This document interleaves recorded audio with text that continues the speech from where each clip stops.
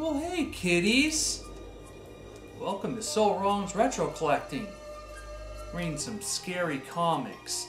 You want to know what else is scary? Video game prices. And that's what we're going to talk about right after this.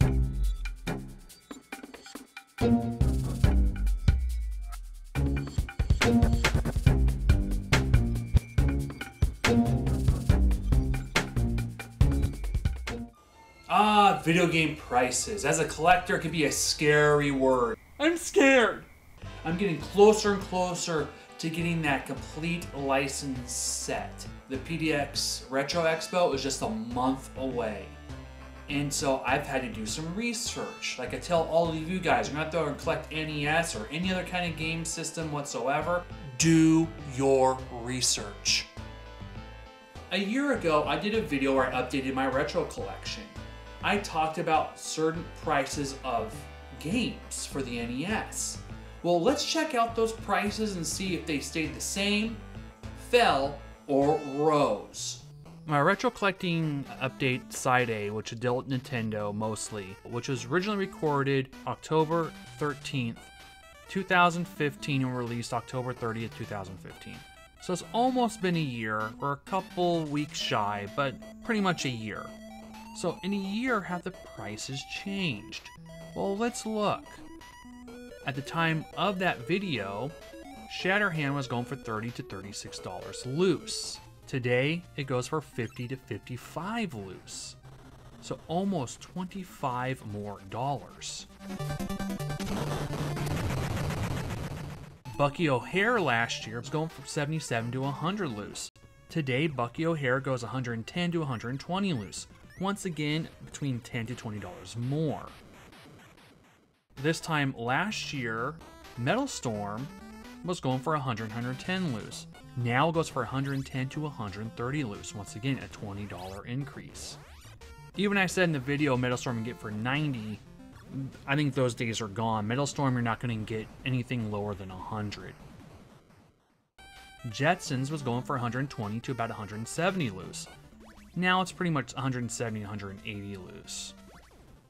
So let's go on to the next three set of games I talked about. Let's start with Rockin' Kats. Rockin' Kats last year was going for $50 to $70 loose. Now it's $70 to $75 loose.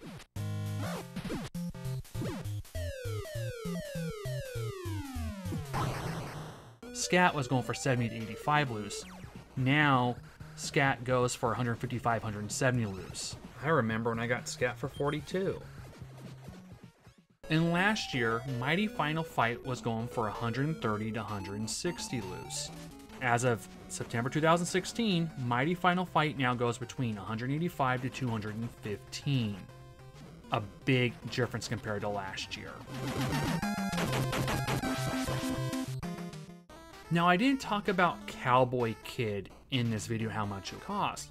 I bought my Cowboy Kid for around $100. Roughly around the same time I made this video, about 2 weeks prior. And that's how much Cowboy Kid was going for.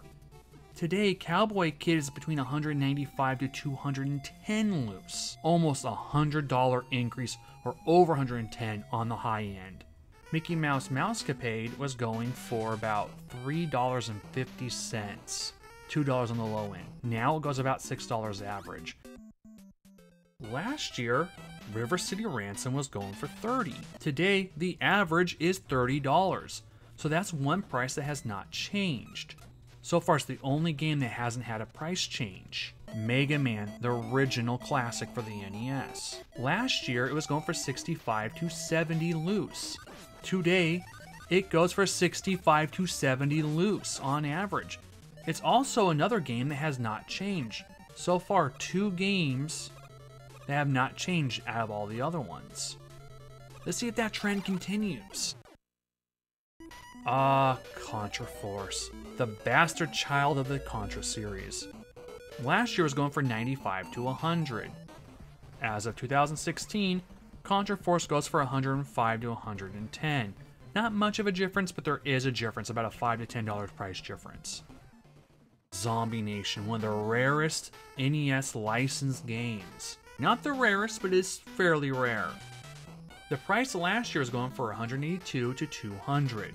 In the month of September in 2016, that price has skyrocketed by $60 to $100 more. It goes for between $260 to $300 now.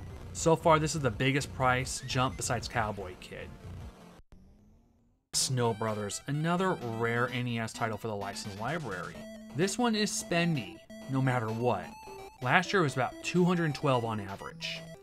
As of today, it goes for $280 to $310, another game that has skyrocketed. So this is a small sample size of 14 games out of 700 plus for the NES library, both licensed and unlicensed. I know I only talked about licensed games in this one. Even if you only do the licensed library, there's 676 give or take NES titles. So let's do some mathematics, guys. So according to the sample size, 14 NES games. 14% or 1 out of 7 will not have a price change, but 6 out of 7 does. Now I've noticed something, and maybe you have too. As we get closer to convention seasons in the fall, games seem to increase in price. And you'll see them dip a little bit after Christmas, but then start going up again maybe in spring. They seem to be a weird fluctuation, something I've noticed for the last couple years.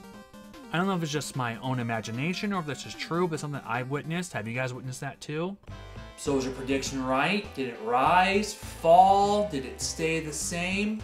You can use NESpricecharting.com, but I've noticed there's some discrepancies in it. I have an app on my phone.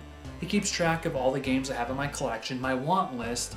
You also look at your trophy room. It can actually show you their most rare list down to the most common, to the most valuable, to the least valuable of your games. So this app also keeps track of how much your collection is worth and how much you want in dollar amounts. And what I've noticed, I usually have to use both of them. So I take what the phone says and what price charting says, combine the two, plus or minus a couple dollars depending on the game. And that's about how I get the average price. So don't always trust apps, don't always trust price charting or price charts. Do your own research. But you know what? Thank you for watching the video. Hope you found it educational. So have fun, go game, see you later.